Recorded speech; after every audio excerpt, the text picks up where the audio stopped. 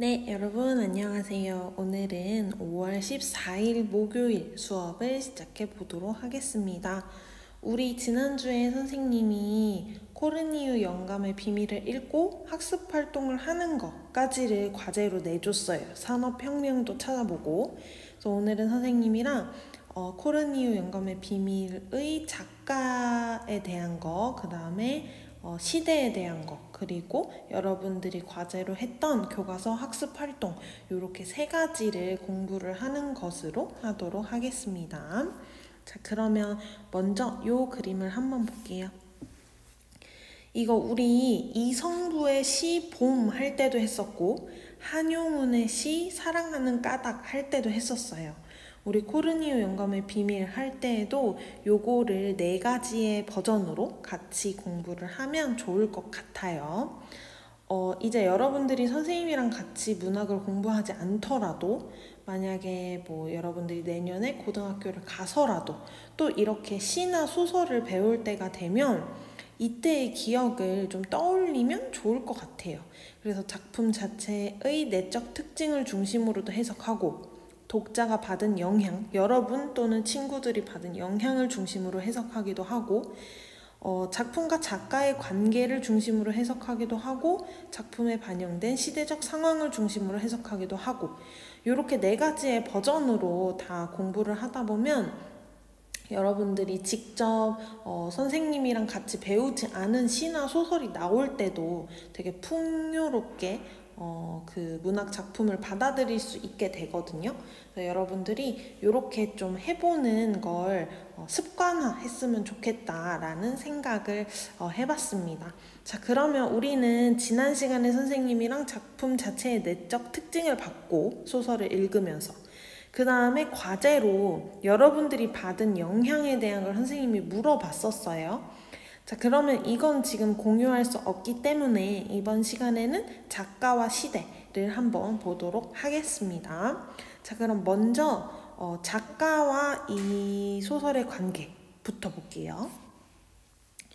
여러분들이 아시는 것처럼 교과서에도 나와 있고 선생님이 지난 시간에도 말했던 것처럼 이 소설의 작가는 알퐁스 도데입니다. 프랑스 작가고요. 굉장히 유명해서 여러분들이 한 번쯤은 들어봤을 수도 있을 것 같아요. 물론 못 들어봤던 친구들도 있겠지만 자, 그래서 선생님이 일단 사진을 보여주도록 할게요. 일단은 엄청 잘생겨가지고 선생님도 깜짝 놀랐는데 알퐁스 도데 작가의 사진입니다. 자, 그러면 기본적인 것부터 선생님이 설명을 해주도록 할게요. 이 알퐁스 도데는 1840년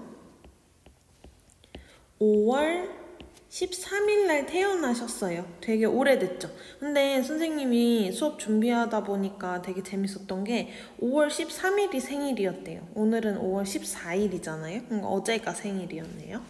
자, 그리고 돌아가신 건 1897년 12월 16일.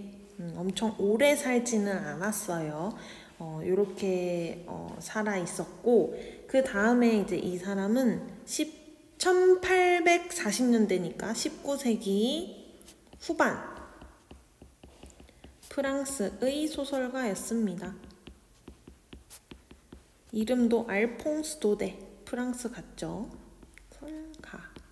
설가였고 일단은 선생님이 간단하게 설명을 해주자면 이 알퐁스 도데는 남프랑스에서 태어났대요. 남프랑스, 남쪽 프랑스의 님이라는 도시 이름, 얘는 도시 이름이에요. 님에서 이제 태어나서 자랐는데 처음에는 그냥 뭐 풍요롭게 자라다가 고등학교 때 집안이 파산을 해요. 너무 슬프죠? 그래서 중학교의 자습 감독을 했어요. 자습 감독. 옛날에는 뭐 이런 직업이 있었나 봐요. 알바 정도 되겠죠. 그래서 자습 감독을 하면서 이제 용돈벌이를 하다가 남프랑스에서 살다가 이제 프랑스 파리, 여러분들 아시죠? 파리 수도예요. 파리에 형이 있었나 봐요. 그래서 파리로 형을 찾아서 가서 공부를 했대요. 이제 공부를 하면서 문학 생활을 했던 거죠. 그러면서 우리가 알고 있는 이런 코르니유 영감의 비밀이라든가 다른 소설들을 썼다고 합니다. 근데 성격은 굉장히 좀 예민하고 감수성이 풍부했대요. 그래야지 작가를 하겠죠. 그 다음에 이제 지성도 당연히 있었고, 섬세하고, 세련되고, 재치도 있고, 되게 문학을 하기에 좀 특화된 그런 성격이었나 봐요. 요런 성격을 바탕으로 알퐁스 도데는 불행한 사람들에게 되게 관심을 가졌다고 합니다. 불행한 사람들에 대해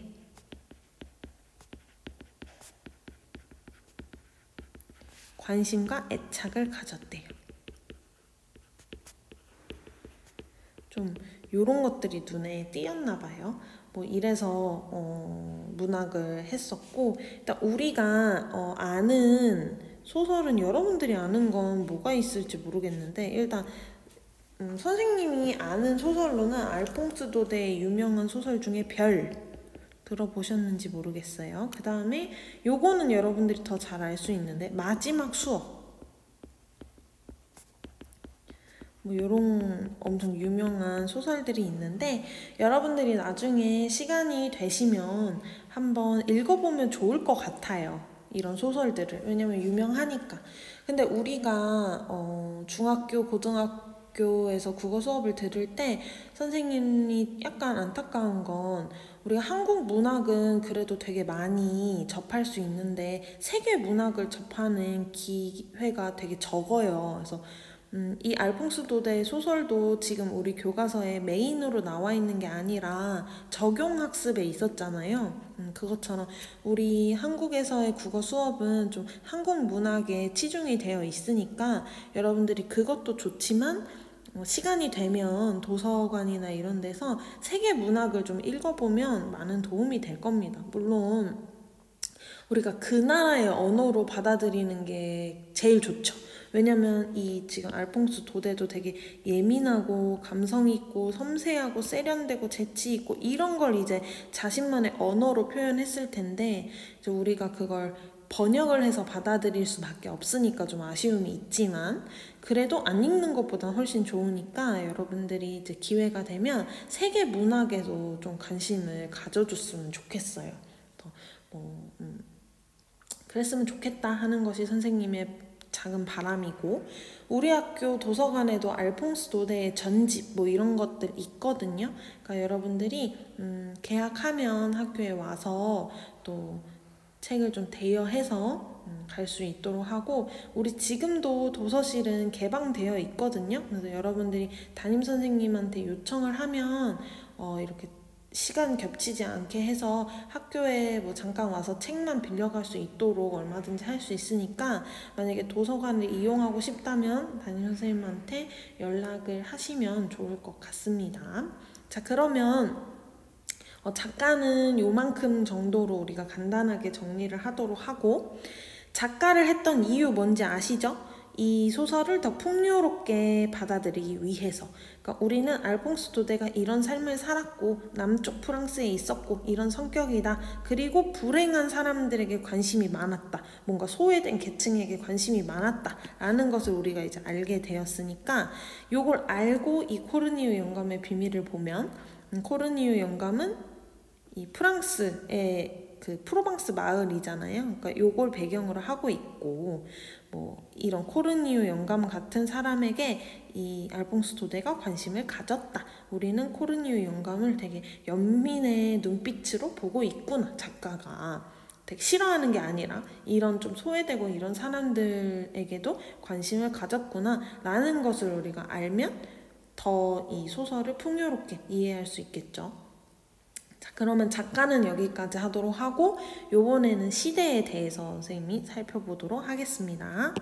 선생님이 과제로 산업혁명에 대해서 여러분들한테 좀 찾아봐라 라고 이야기를 했었는데, 왜냐하면 이 시대가 여러분들도 알다시피 우리 코르니우 영감에서 처음에는 풍차로 밀가루를 생산하다가 이제 공장이 들어서면서 풍차들이 다 사라졌다라고 했었죠. 그러니까 이 시기가 산업혁명의 시기여서 선생님이 찾아보라고 했었는데 여러분들이 잘 정리를 했을지 모르겠어요. 근데 당연히 했을 거라고 믿고 선생님 추가 설명을 해주도록 하겠습니다. 근데 이것도 이제 뭐 사회 시간에 많이 배울 것 같은데 선생님 사회 전공은 아니지만 그래도 알고 있는 지식 내에서 여러분들의 이해를 돕기 위해 잠깐 설명을 해주도록 할게요. 여기 선생님이 시대 땡땡하고 1866년부터 1869년이다 이렇게 써놓은 건 뭐냐면 이 소설이 쓰인 시기예요. 그래서 이 소설은 1866년에 맨 처음에 에벤망이라는 그 잡지 같은데 이 소설이 처음 실렸어요. 코르니우 영감의 비밀이. 근데 이렇게 잡지에 막 실리던 알퐁스 도데의 소설을 묶어서 1869년에 풍차 방앗간에서 온 편지, 풍차 방앗간에서 온 편지 라는 제목의 소설집을 내거든요. 알퐁스 도데가. 그래서 여기에 이제 실려 있었어요. 그러니까 1866년에 먼저 쓰였고 나중에 책으로 발간된 건 1869년이다. 이렇게 여러분들이 알고 계시면 되고 요 소설에는 이제 19편이 처음에는 실리게 됩니다. 근데 나중에 가서 몇 년 뒤에 몇 개의 소설이 추가돼서 24편의 소설이 실린 책으로 다시 이제 나왔다고 하는데 뭐 아무튼 이건 크게 중요하지 않고 우리 코르니우 영감의 비밀이 쓰였던 것은 요런 시대였다. 1866년 요쯤이었다 라고 알고 계시면 됩니다. 근데 여러분들이 아마 와닿진 않을 거예요. 너무 이게 오래전 일이라서. 네, 아무튼 그래서 선생님은 산업혁명에 대한 이야기를 좀 해보려고 합니다. 근데 산업혁명이라 하면 이제 1차 산업혁명, 2차 산업혁명, 3차 산업혁명, 지금 4차 산업혁명이라고 불리는 시기까지 이렇게 나뉘는데 일단 이때 그냥 산업혁명이라고 하면 당연히 1차 산업혁명이겠죠. 여기 산업혁명을 한번 봅시다. 여기가 이제 1차. 근데 이 시기는 딱 몇 년이다 라고는 크게 이제 이야기할 수 없지만 대강적으로 우리는 한 18세기 정도? 18세기 한 1784년부터라고 얘기를 보통 하긴 하는데 뭐 아무튼 사람마다 좀 이걸 얘기하는 건 다르니까 일단 18세기라고 알아두시면 될 것 같아요. 그래서 이제 이때쯤부터 우리 무슨 일이 있었냐면 예전에는 농업이 위주였잖아요. 농업. 그렇죠? 농사를 짓는 농업. 근데 이 농업이 있다가 이때 막 면을 생산하고 뭐 이런 일들이 있었단 말이에요. 근데 어떤 사람이 이제 방적 기계를 만들게 돼요. 면을 되게 더 잘 생산할 수 있도록 기계를 하나 만들게 됩니다. 그래서 기계를 만드니까 이 기계가 너무 편리하잖아. 원래는 다 사람이 했었는데. 그래서 이 편리함에 힘입어서 공장들이 많이 생겨요. 그래서 공장 제도가 설립되게 됩니다. 그래서 공장이 생겨서 이제 공업으로 변하게 되죠. 그래서 이렇게 그러니까 쉽게 설명하자면 농업에서 공업으로 간 사건이 산업혁명입니다. 1차 산업혁명. 그러면 당연히 인간이 하던 거에서 기계가 하던 걸로 바뀌게 되니까 되게 편리하겠죠. 그래서 여기에서는 이제 세부적으로 보면 면 생산을 예로 들자면 면 이런 거를 사람이 하다가 이제 증기를 통해서 하게 돼요. 증기를 통해서 이렇게 하다 보면 이제 기계를 돌리게 되죠. 기계를 돌리다 보면 당연히 기계를 만들고 뭐 기계에 들어가는 뭔가 원료를 쓰고 하다 보면 석탄업이나 아니면 제철 이런 게 또 발달하게 돼요. 이런 것들이 발달하고 또 이런 기계들이 많이 생기면 이걸 이 공장 저 공장에 옮겨야 되니까 당연히 교통도 발달하게 되죠. 왜냐면 운반을 해야 되니까. 그래서 이런 여러 가지의 산업들이 되게 성황하게 됩니다. 맨 처음에는 농업이었다가 이런 건 이제 경제면을 보면 그렇고 경제 쪽에서는 이렇게 되고 이제 뭐 정치 쪽에서도 당연히 공장을 돌리고 하다 보면 어떤 사람들은 부를 축적하게 돼요. 돈을. 당연하겠죠. 왜냐면 처음엔 사람이 해서 요만큼 조금밖에 생산을 못했는데 이젠 기계가 되게 많이 생산을 해주니까 이런 기계를 소유한 사람, 공장을 소유한 사람은 엄청난 돈, 이건 즉 힘이 되죠. 이런 힘을 소유하게 됩니다. 그러면 처음에는 뭐 귀족이라든지 이런 계급이 있었는데 이런 계급의 의미보다는 뭔가 돈을 많이 가진 사람에게 힘이 생기는 이런 시대가 되죠. 그래서 계급이 약간 무너져요. 계급에 문제가 생기게 되죠. 돈을 가진 계급이 더 우대를 받게 되니까 이러다 보니까 이제 나중에 프랑스 혁명으로 이어지는 뭐 이런 문제가 또 있었어요. 이렇게 이제 이어지는 시기이고 이렇게 막 공장이 들어서고 뭔가 편리함을 찾아가고 하다 보니까 분명히 또 단점도 있었겠죠. 여러분들이 한번 생각을 해보세요. 어떤 단점이 있었는지. 공장이 많이 생기면 당연히 누가 필요해요? 노동자가 필요하겠죠. 그럼 돈을 가진 사람이 돈이 없는 사람을 고용을 하다 보면 이게 돈을 또 조금만 주고 일을 많이 시키는 그런 노동 착취가 발생하게 되고 이때 또 크게 문제가 됐던 거는 아동들을 노동에 많이 데리고 오는 거예요. 애들을 이제 노동을 시키는 거죠, 공장에서. 그러다 보면 지금처럼 뭐 최저 시급이나 아니면은 최저 노동 시간을 보장하지 못해서 이때 당시에는 아동들이 평균 수명이 그냥 20살 정도였다고 해요. 왜냐하면 이제 환경 오염도 당연히 심하고 공장이 들어서면 환경이 당연히 안 좋아지고 공장 안에서도 되게 유해 물질들이 많잖아요. 이런 유해 물질에 노출되고 그러다 보면 이제 사고도 당연히 많고 기계가 많이 돌아가니까 뭐 화학적인 것도 문제가 되고 그다음에 부상도 많고 여러 가지 진짜 단점이 많았어요. 그리고 여러분들 생각해보면 우리 농사를 지을 때는 다양한 땅에 이렇게 사람들이 퍼져서 살다가 공장이 생기니까 몰릴 거 아니에요, 도시에. 도시에 사람이 몰리면 도시에 사람이 많아지면 당연히 또 문제가 있죠. 환경오염 당연한 거고 그다음에 그냥 뭐 주변이 더러워지니까 전염병도 생기고 그다음 당연히 범죄도 생기고 뭐 이런 단점이 굉장히 많았다고 해요. 근데 선생님이 이 코르니유 영감의 비밀을 얘기하면서 얘기하고 싶은 것은 요런 이제 과정을 통해 다양한 것들이 있었지만 우리가 알아야 할 건 이때 이제 기존의 것들과 새로운 것에 대한 갈등이 엄청 심화된 거예요. 당연하죠. 기존의 것은 농촌 그리고 농업 그리고 막 이런 것들 인간이 하는 거. 새로운 거는 이제 공장 뭐 환경 오염 그래도 빠른 거 추구하고 뭐 편리한 거 이런 것들에 대한 갈등이 일어나는 거죠. 그럼 우리 소설에서 비유해 봤을 때는 기존의 것을 추구하는 사람은 누구예요? 코르니유 영감이고 새로운 것을 하는 사람들은 이제 뭐 공장 지어지고 풍차 대신 다른 기계를 돌리는 뭐 이런 것에 대한 갈등이라고 할 수가 있겠죠. 우리는 이걸 이해하기 위해서 시대를 본 거다라고 해도 뭐 무방합니다. 근데 이해를 더 돕자면 1차 산업혁명은 그냥 이렇고 2차 산업, 3차 산업혁명, 4차 산업혁명을 찾아본 친구들도 있을 거예요. 선생님이 진짜 빠르게만 정리해드릴게요.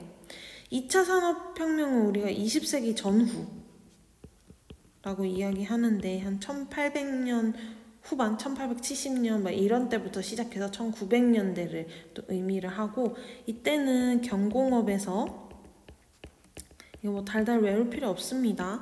중화학공업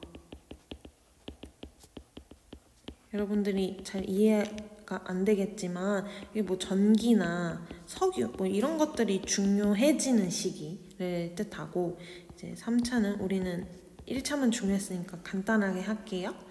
3차 산업혁명은 이제 뭐 1969년부터라고들 이야기를 하는데 이때는 이제 뭐 인터넷이 조금씩 생기고 그 전에는 원자력 뭐 이런 거 생기고, 그 다음에 자동 에너지 자동화되고, 그 다음에 뭐 IT가 조금씩 생기는 시기. 그리고 이제 지금을 우리가 4차 산업혁명이라고 하잖아요. 현재에는 당연히 중요한 게 뭐 AI, 인공지능, 그 다음에 자동화도 더 심화돼가지고 우리 자율주행 자동차 뭐 이런 것들이 중요한 시기라는 겁니다. 근데 우리가 지금 공부하는데 중요한 건 여기에요. 1차 산업혁명.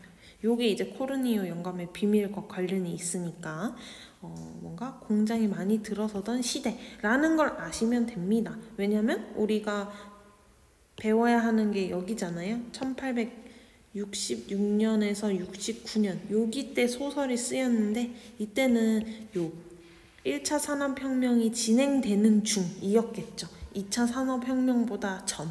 그러니까 여러분들이 이런 시대를 알면 이 소설을 더 풍요롭게 이해할 수 있을 것 같습니다.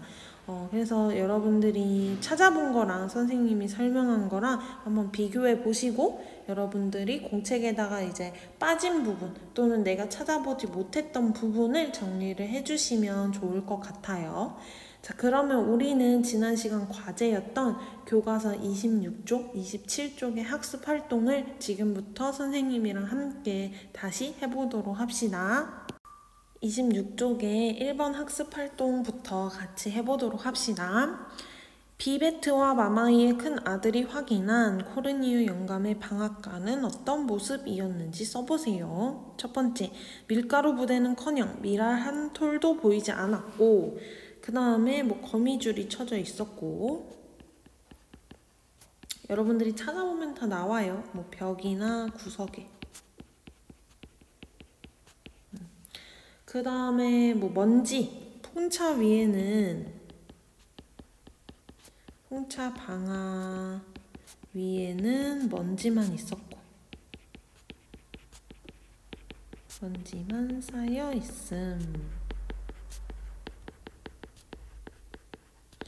그 다음에 자루 안에는, 얘들아, 자루 안에는 뭐만 있다고 했지? 원래는 밀가루 막 이런 거 있어야 되는데, 밀 이런 거 있어야 되는데, 회벽 조각이랑 그 다음에 백토 부스러기, 그 다음에 이제 고양이가 있었는데 엄청 마른 고양이 있고, 그 다음에 빵 조각 같은 거가 굴러다녔다라는 이야기도 있었어요. 그래서 그런 거를 묘사한 부분을 여러분들이 적어주시면 됩니다. 여기 선생님이랑 같이 적은 게 아니더라도 코르니유 영감의 방앗간의 모습을 여러분들이 찾아서 적어주셨으면 아주 잘 하셨다라고 볼 수가 있겠죠. 자, 다음 요게 중요해, 얘들아. 요거 2번. 왜냐면 여러분들의 생각을 쓰는 게 제일 중요하잖아요. 그래서 적절한 근거를 들어서 코르니유 영감이 마을 사람들을 속인 행동을 평가해 보래요. 그러면 여기에서 여러분들이 썼던 거는 속인 행동은 적절해 또는 적절하지 않아 라고 이야기를 해주셨으면 되겠죠. 이거는 적절해 또는 어쩔 수 없어서 이해돼 라는 친구들이 있을 수 있을 것 같고, 아니야, 이거는 부정적이야, 이건 안 돼.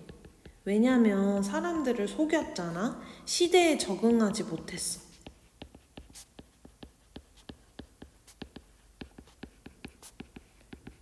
시대는 편리하고 빠르게 변했는데 코르니유 영감은 너무 고지식하고 여기에 적응하지 못했어 라고 평가할 수도 있겠죠.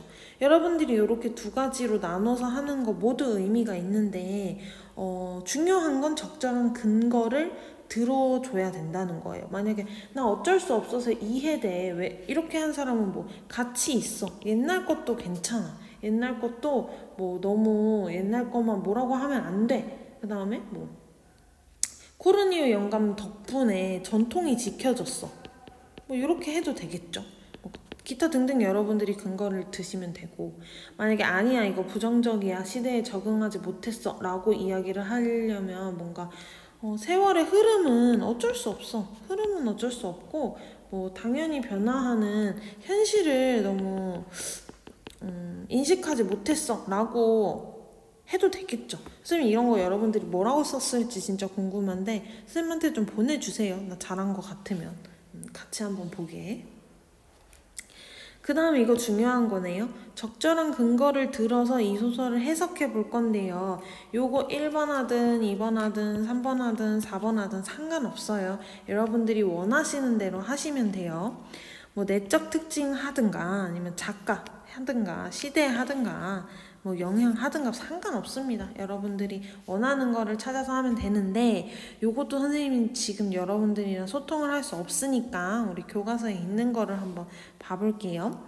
근데 선생님이 지난 시간에 과제를 내주고 받았던 연락 중에 가장 기분이 좋았던 게 뭐냐면 선생님 반 학생이 보내줬던 것 중에 선생님 그 친구랑 패매로 이야기해서 이거 적어도 돼요? 라고 물어본 친구가 있었는데 선생님 너무 감동받았거든요.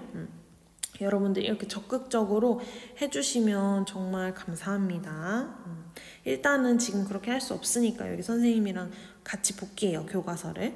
자신이 선택한 방법에 따른 근거를 마련하여. 여기에서도 중요한 건 바로 이거죠. 근거가 가장 중요해요. 내가 왜 이렇게 생각했는지 이 소설을 해석해보자 라고 나와 있는데 우리 일단은 여기 나와 있는 글 같이 읽어볼게요.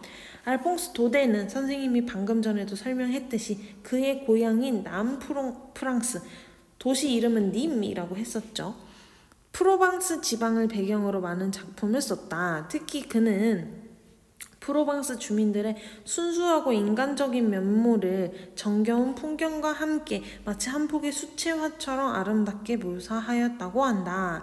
나는 이 소설에서, 이건 예신가 봐요. 어떤 학생. 코르니유 영감의 비밀이 밝혀진 후 프로방스 마을 사람들이 코르니유 영감을 조롱하지 않고 비난하지 않았다는 뜻이에요. 그의 풍차 방앗간이 다시 돌아갈 수 있도록 돕는 것이 인상적이었다. 막 갖다 줬잖아. 밀 같은 것도 갖다 주고 해서 코르니유 영감 막 감동받아서 오 이거 진짜 밀이다 이러면서 좋아한 부분 나왔었죠. 이는 알퐁스 도데가 그 당시 프로방스 주민들이 지닌 순수하고 인간적인 면모를 작품 안에 담아낸 것이라고 볼 수 있다라고 얘기했는데, 그러면 지금 이 친구는 뭐를 중심으로 한 거예요? 작가를 중심으로 작품을 해석한 거네요. 뭐 잘했죠, 이 친구도. 자, 그럼 여기 이제 봅시다. 이에서 해석한 내용을 친구들과 서로 나누어 보고 그 근거가 적절한지 판단해 보래요. 요거는 지금 위에 거를 요약한 것 같은데, 알퐁스 도데의 작품 성향, 이건 작가 중심. 적어 놓을까? 얘는 작가를 중심으로 성향을 바탕으로 마을 사람들이 코르니유 영감을 돕는 행동을 그 당시 프로방스 주민들이 지닌 순수하고 인간적인 면모를 작품 안에 담아낸 거야. 근거는 왜 적절하냐면 작가가 이 소설에 담아내려고 했던 프로방스 주민들의 면모를 근거로 이렇게 해석했기 때문에 라고 나와 있는데 아주 잘했죠.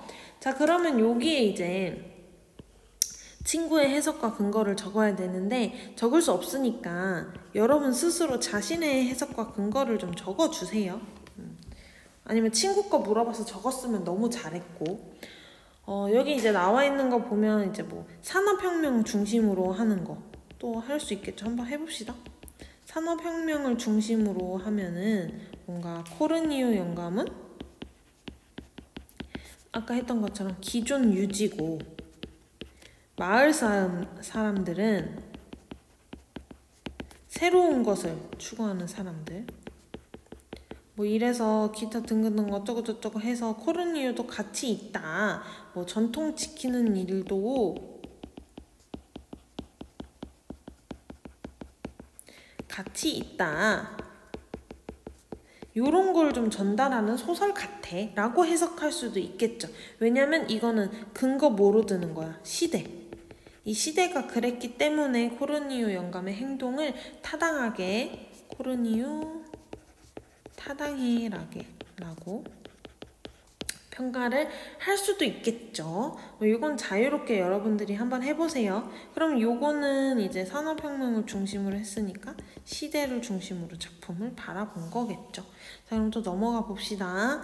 다양한 해석을 비교하면서 문학 작품을 감상하면 어떤 효과가 있는지를 써보세요. 여러분 이게 중요하겠죠. 정말.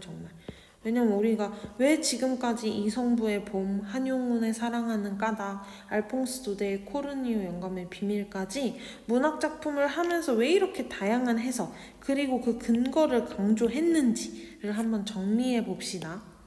일단 첫 번째는 다양한 측면에서 보잖아요. 우리가 시대, 작가, 작품 내적인 거, 그 다음에 독자가 받은 영향, 이렇게 4가지 측면에서 보니까 작품을 이해하는 데 더 도움이 되죠. 폭넓게 이해해요. 이해할 수 있고, 두 번째는 또 다양한 또 해석이 있구나. 하나가 아니고, 그리고 나만 맞지 않아. 나만 맞는 것이 아니라 우리 모두가 근거가 있다면 이게 타당해. 그리고 이게 다른 이유는 뭐냐면 우리가 배경 지식이 다르고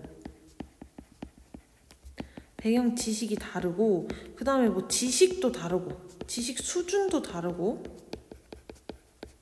그 다음에 관심 분야도 다르고 이런 모든 것을 우리가 이해할 수 있어요. 이런 모든 걸 이해하는 넓은 마음을 가지게 된다는 거죠. 이런 게 중요할 것 같습니다.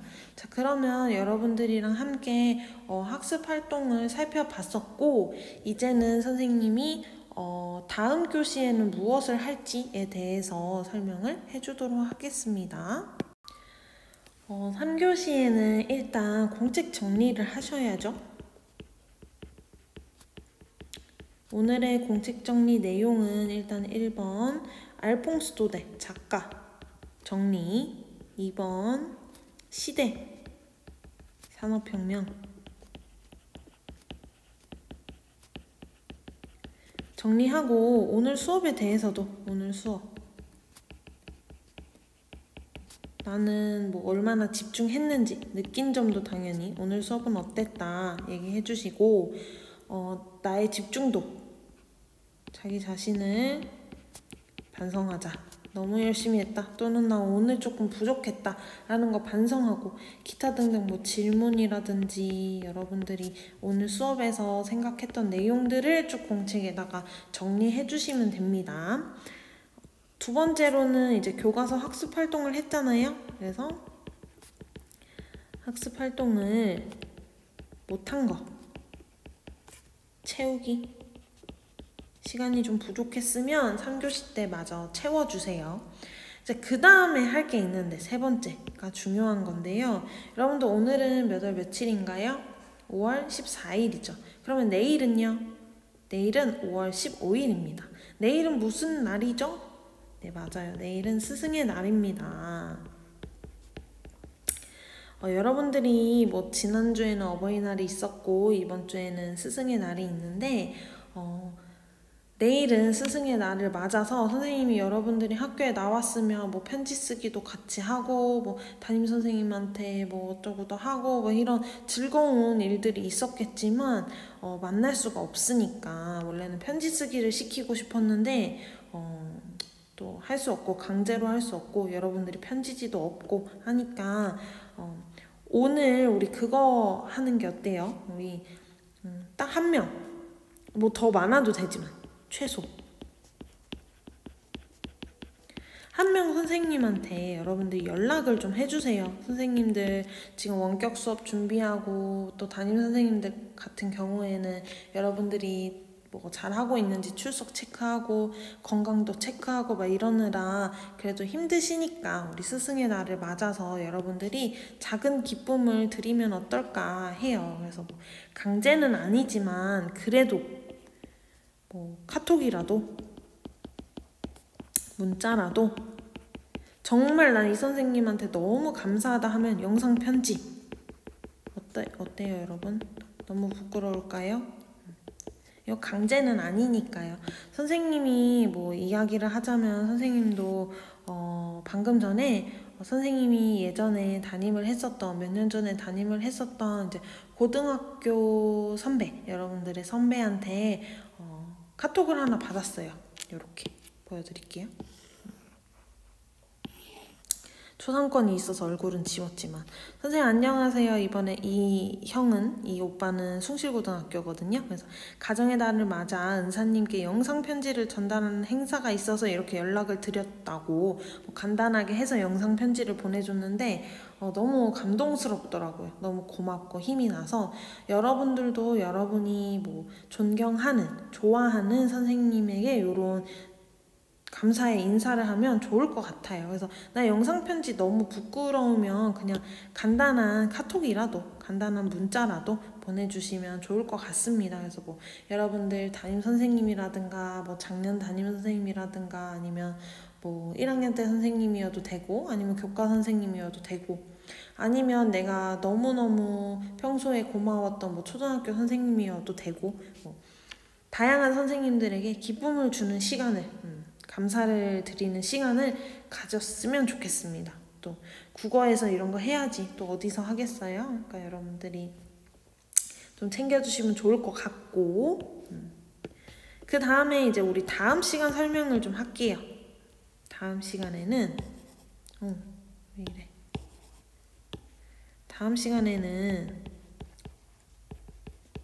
화요일이 되겠죠? 화요일 5교시 화요일 5교시, 6교시에는요 문제를 풀 건데요. 여러분들이 이제 우리 개학을 5월 27일 날 하잖아요. 꼭 했으면 좋겠지만 5월 27일 날 할 때 이제 여러분들이 학교로 돌아오게 되면 우리 시간이 없어요. 시험도 봐야 되고 수행평가도 해야 되고 너무너무 바쁘단 말이에요. 그래서 여러분들이 좀 복습을 하는 시간을 갖기 위해서 다음 시간에는 이성부의 봄 그리고 코르니우 문제를 풀 겁니다. 이 문제는 선생님이 만든 건 아니고 우리 평가 문제집에 있는 문제를 풀 거고요. EBS 선생님이 이제 해설해주는 해설 강의를 좀 들어볼 거예요. 그래서 요거는 약간 진짜 학원처럼 우리가 문제풀이를 할 거니까 여러분들이 지금 해야 하는 주말에 해야 하는 건 복습입니다. 열심히 하려는 의지를 가져도 점점 진도가 밀리다 보면 하기가 어렵잖아요. 지금 잘 알고 있거든요. 그러니까 여러분들이 주말에 복습을 좀 해왔으면 좋겠어요. 그래서 다음 시간에는 우리 문제 풀고 문제풀이 동영상을 보는 시간을 가지도록 합시다. 자, 그래서 오늘 수업은 이걸로 마치도록 하고 여러분들이 여기에서 이제 한 것들 공책 정리나 아니면 선생님 저 스승의 날에 이렇게 선생님에게 감사 인사를 드렸어요 하는 거를 캡처해서 선생님한테 보내주세요. 공책 정리도 사진 찍어서 보내주고 스승의 날 활동도 캡처해서 보내주세요. 요것도 선생님이 기록하겠습니다. 얘는 뭐 강제로 과제방에 올리는 건 아니지만 선생님이 잘 기록해 놨다가 나중에 열심히 칭찬해 드릴 테니까 선생님한테 보내주세요. 캡처 또는 사진 찍어서 보내주시면 선생님이 체크하도록 하겠습니다.